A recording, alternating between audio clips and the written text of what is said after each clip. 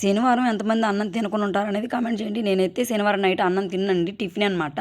చేసుకుందామంటే ఇంట్లో ఏ పిండులు లేవు. అందుకని యూట్యూబ్ ఓపెన్ చేస్తే వెరైటీగా ఇంట్లో ఉండే వాటితో ట్రై చేద్దామని చూశాను. ఇక్కడ ఏందో దోశలు కనిపించాయి. అది కూడా టమోటా దోశలు.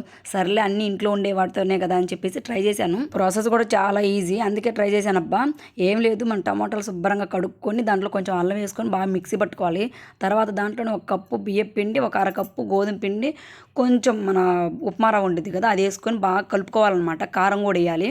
టేస్ట్ తగ్గట్టు సాల్ట్ కూడా వేసుకోవాలన్నమాట. మీకు కావాలంటే కొత్తిమీర, పుదీనా కూడా వేసుకోవచ్చు. నేను అవి తిన్ను కాబట్టి వేసుకోలేదు.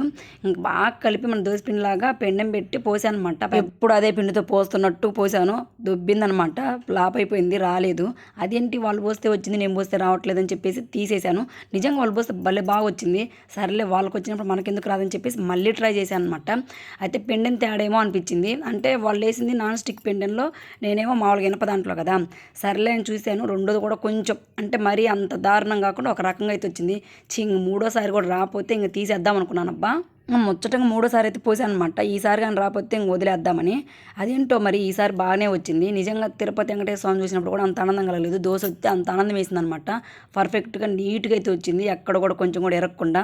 అంత ఆనందం ఎందుకంటే వెనక మా పిల్లలు ఇంకా రాదులే, నీకు చేత కాదులే అని వెనక ఏడిపిస్తున్నారనమాట.